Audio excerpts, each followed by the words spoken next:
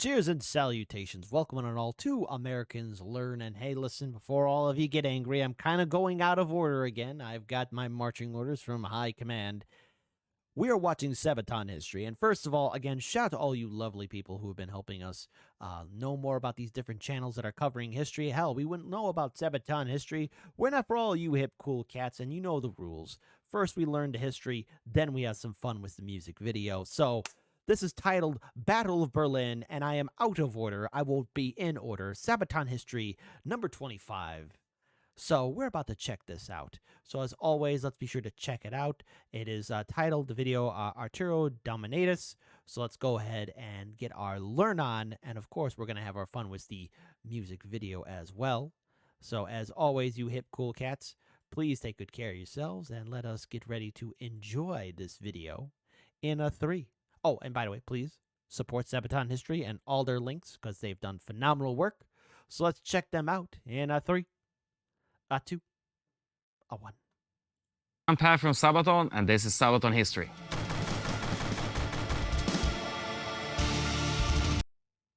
Oh. What the? Huh. Let's go ahead and get that resettled up again.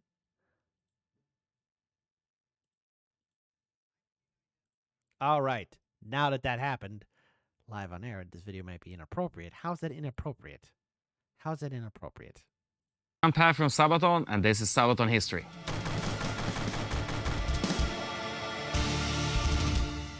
The Battle of Berlin in 1945 saw Hitler's suicide and the surrender of the German capital. And we wrote a song called Attero Dominatus about that.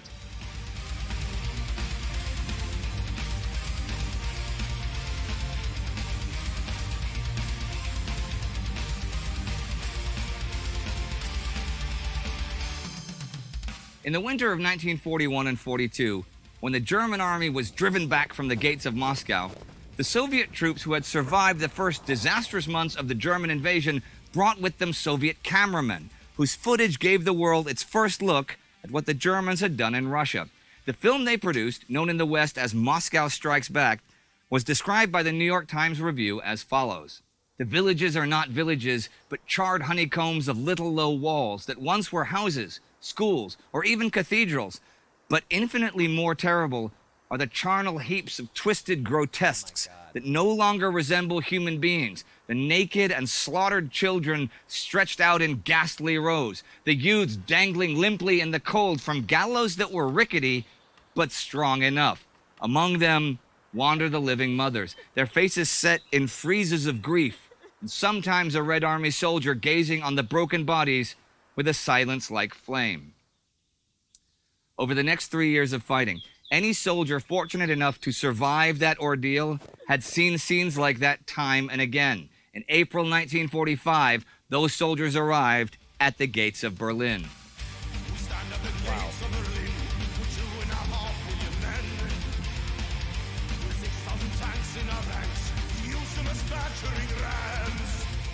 By the beginning of that year, Western and Soviet armies were converging on Germany. For the past 3.5 years, though, the main brunt of the fighting had been borne by the Soviet Red Army.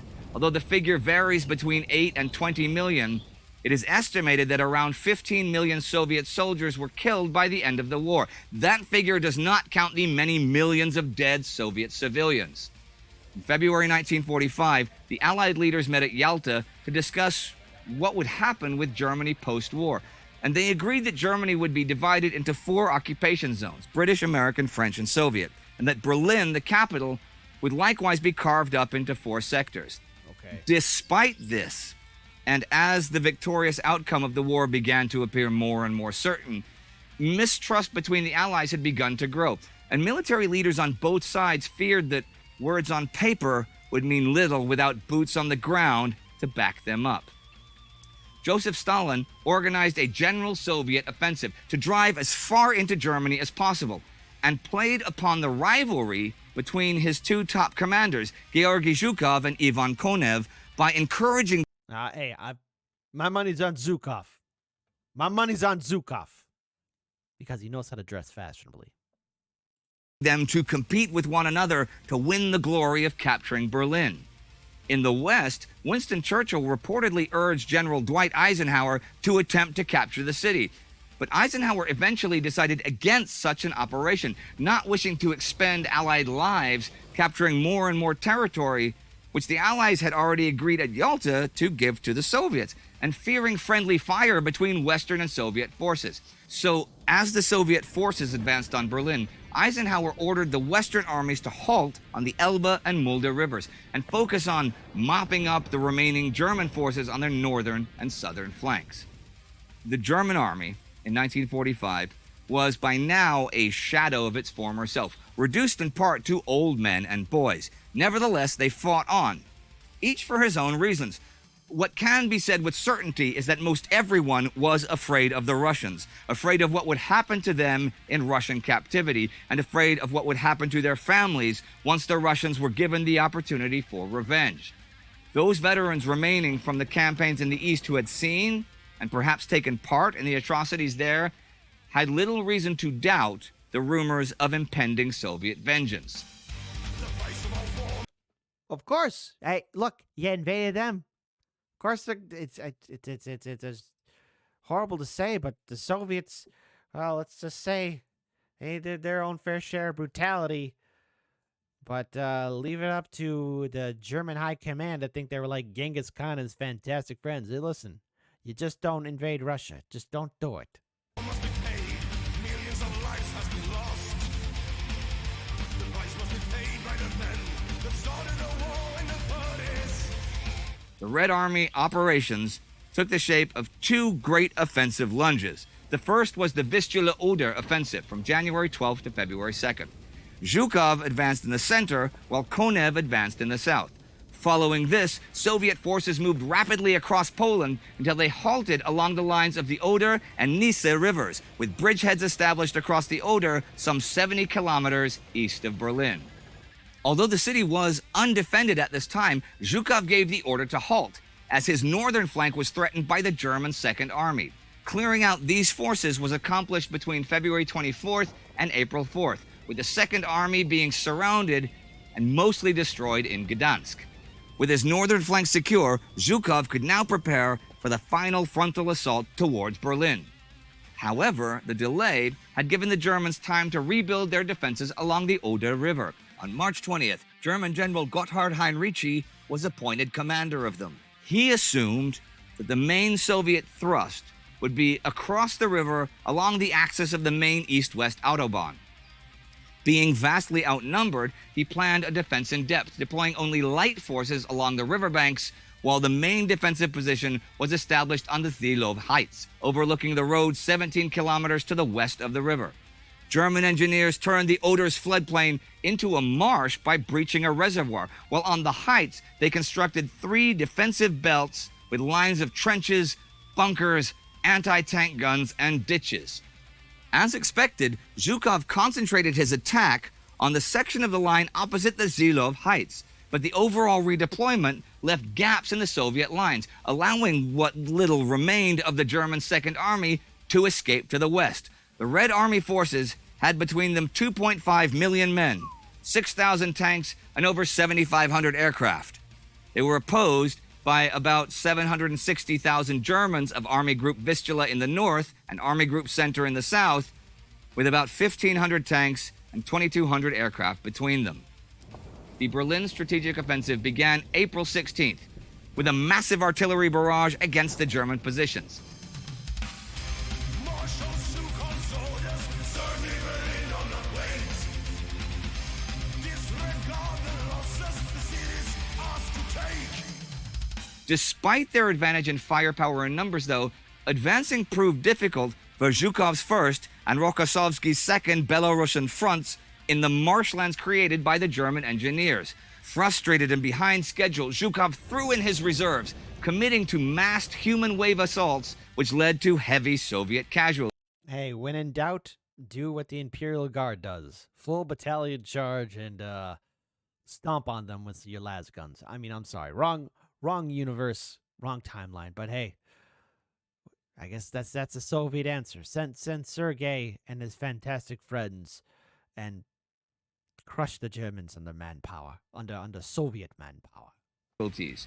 Meanwhile, Konev's first Ukrainian front had made progress in the south against weaker opposition by Army Group Center, and following the capture of Forst on April 18th, the remaining elements of the German 9th and 4th Panzer Armies defending the Zilov Heights were forced to withdraw or risk being outflanked from the south. But their withdrawal left the way open for Zhukov, who now moved to trap the German forces in a pincer movement with Konev's front. As for the Western Allies, they had halted on the Elbe River. Thanks to captured documents, the Germans knew that they were unlikely to advance any further in the immediate future. Hitler ordered General Walter Wenck's 12th Army, currently fighting the Americans, to head east to link up with the 9th Army as it retreated west, after which the two armies together would relieve Berlin. However, by April 23rd, the 9th Army had been completely cut off, as we saw in the episode Hearts of Iron about Walter Wenck. And by the 24th, the encirclement of Berlin was complete. Wenck chose to force open a corridor which would allow the breakout of the 9th Army and the evacuation of civilians from the city, then to make for the western lines with as many civilians as they could bring with them and surrender to the Americans. On April 22nd, Hitler had ordered General Helmut Weidling to be shot for allegedly retreating from the enemy. As it turned out, Weidling had not in fact retreated, and when he showed up at the Führer bunker to tell Adolf Hitler that much, Hitler was apparently impressed, and the next day, he appointed Weidling as the commander of the Berlin Defense Zone. Weidling had under his command a motley assortment of approximately 45,000 Wehrmacht and Waffen-SS troops, 40,000 Volkssturm militia, and various other units formed from the Hitler Jugend and local police. They were surrounded by around 1.5 million Soviet troops. The result was 9 days of brutal house-to-house fighting, during I think we all know how this is going to turn out. If you haven't seen it, check out the film Downfall. It's of course has that favorite meme of Adolf Hitler yelling at his generals, but it's a great film. I recommend it. 10 out of 10. which the German forces, though massively outnumbered and also outgunned, still managed to inflict heavy casualties on the Soviet attackers. The two Soviet fronts attacking Berlin, having collaborated to achieve the encirclement, promptly resumed their competition with renewed vigor, each fighting to reach the city center before the other. Adolf Hitler, having chosen to remain in the city rather than flee, committed suicide on April 30th. General Wilding ordered the remainder of the garrison to attempt to break out towards their western front lines. A handful would successfully surrender to the Allies, while the majority were killed or captured by the Soviets. On May the 2nd, General Wilding ordered those units who remained in the city of Berlin to surrender, and he surrendered to Soviet General Vasily Chuikov in person and in writing that morning. Chuikov's 8th Guards Army was part of Zhukov's 1st Belarusian Front.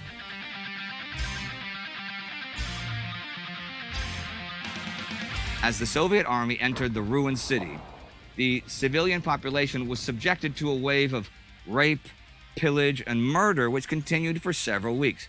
While the exact figures are far from certain, it is believed that civilian deaths exceeded 125,000, though the extent to which these figures were attributable to what would today be called collateral damage rather than simple murder cannot be determined. Additionally, approximately 100,000 women were raped in Berlin out of approximately 2 million raped in the entire country during the final 6 months of the war. On the other hand, it should be noted that under the direction of Zhukov, efforts were made both during and after the battle to ensure that the civilian population of the city was provided for and that vital services were restored.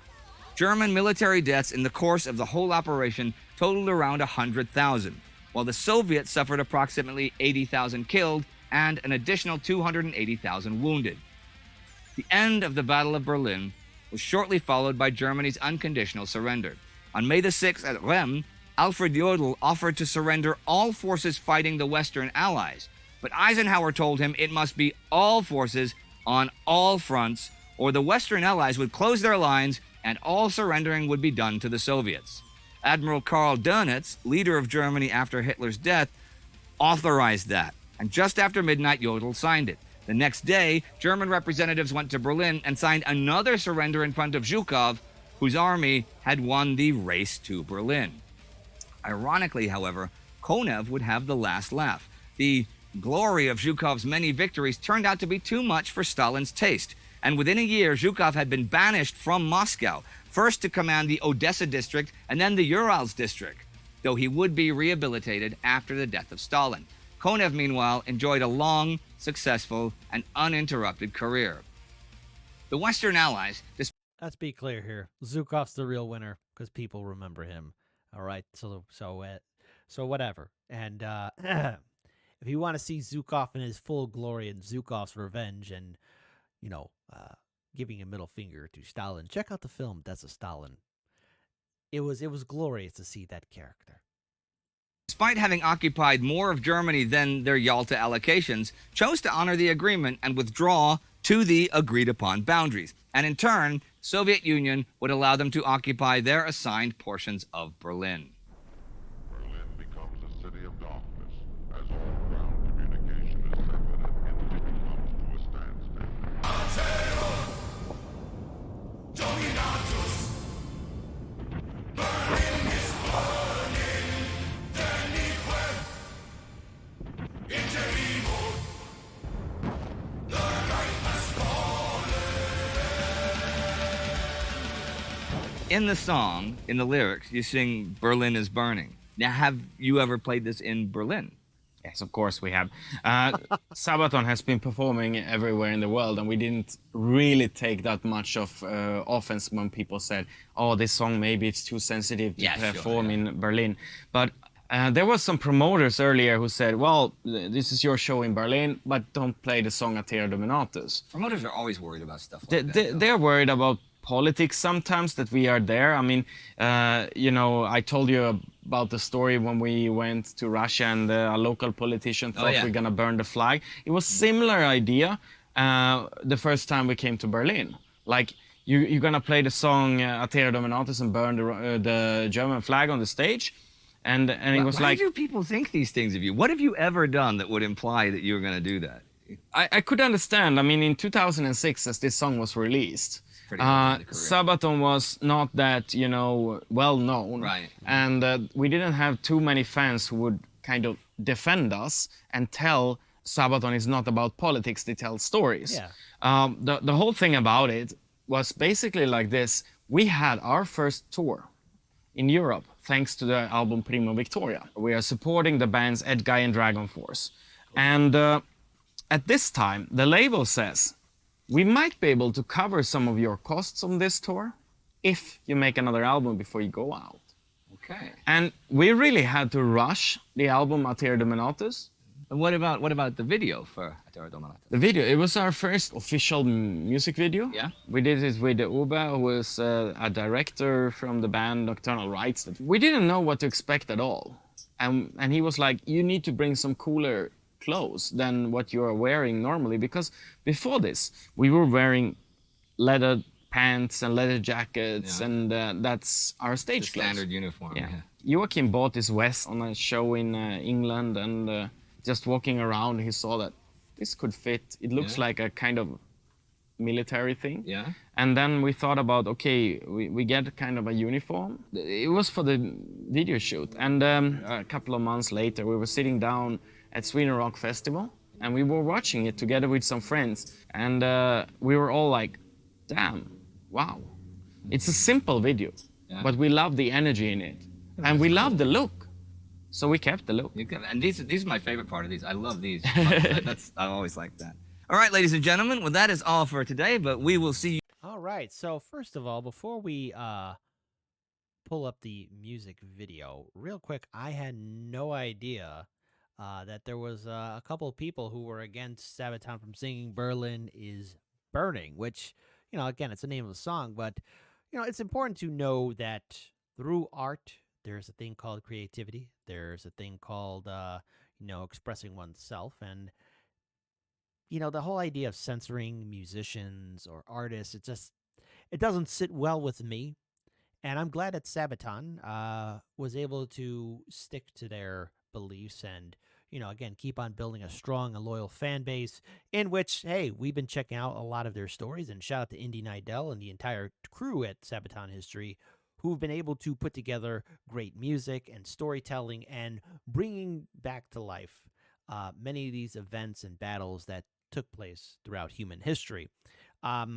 Obviously, the Battle of Berlin, there is a human cost, and from when I was originally trying to play the video early on, we saw that this video, there was a warning label put onto it because they're discussing extremely some controversial topics such as assault, and I think that's a safe word to use because of the guidelines on YouTube, but also, the loss of life in the conflict between the Third Reich and the Soviet Union. So, yes, history is filled with great moments, but it's also filled with moments of absolute brutality and man's inhumanity to man. So it's important that we know these stories so that we don't repeat them. But unfortunately, I don't think we're paying too much attention because, well, we just keep on repeating the same mistakes over and over again. However,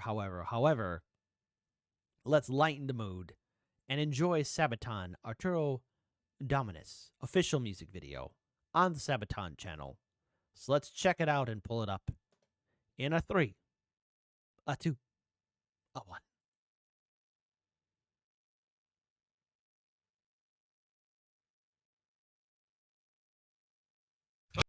Attero, Dominatus, Berlin is burning, Denique, Attero, the Reich has fallen.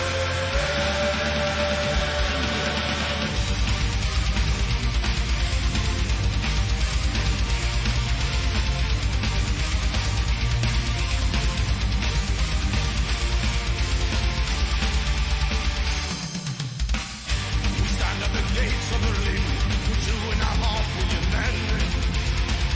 With 6,000 tanks in our ranks, used to the scattering rams. Artillery leading our way, 1,000,000 grenades have been launched. The Nazis must pay for their crimes, the wings of their eagle been broken. Marshal Sukhon soldiers, certainly Berlin on the wait.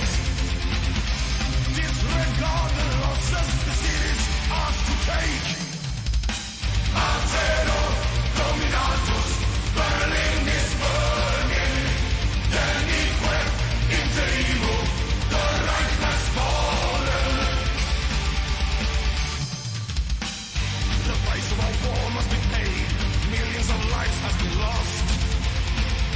The price must be paid by the men that started the war in the 30s. The spring of the year 45, the year when the Nazis will fall. We're inside the gates of Berlin, because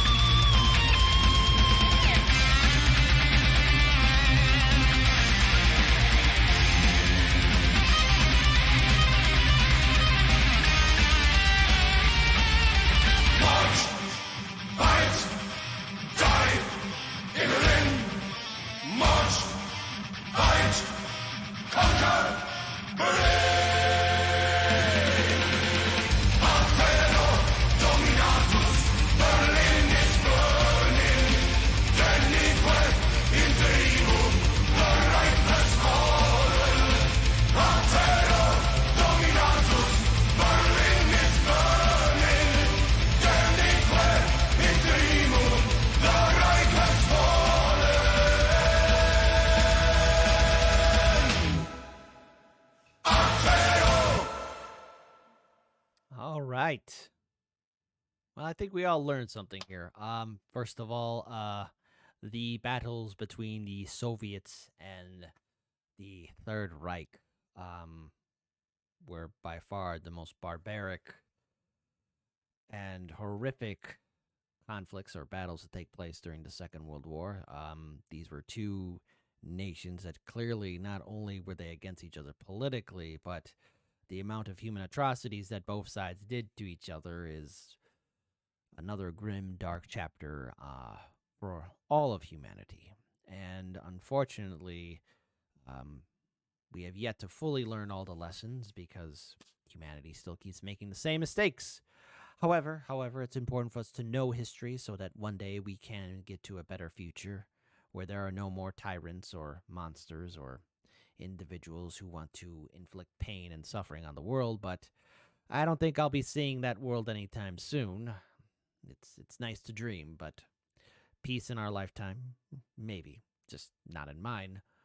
But let us remember the purpose of history, and that is to educate and inform. And if this is the kind of content all of you like us checking out here on Americans Learn, please give us your feedback. Anytime we do react to anything or check out anything from Sabaton history, the ground rule is we played a music video too because, hey, get your learn on. But also let's have some fun listening to Sabaton. And Sabaton has great content. They got a Patreon page. They got a YouTube channel. They got a lot of other channels. They got their Facebook, Instagram, their Twitter accounts, all that good stuff. So if you like the work, if you like what they're doing, we have the original link to the video in the description box below. So please do the right thing and support the original content creators. So until then, please take good care of yourselves, drink water, be safe, and more importantly, get your learn on with American Learns. So there you go. Or Americans Learn. There you go. Peace and take care.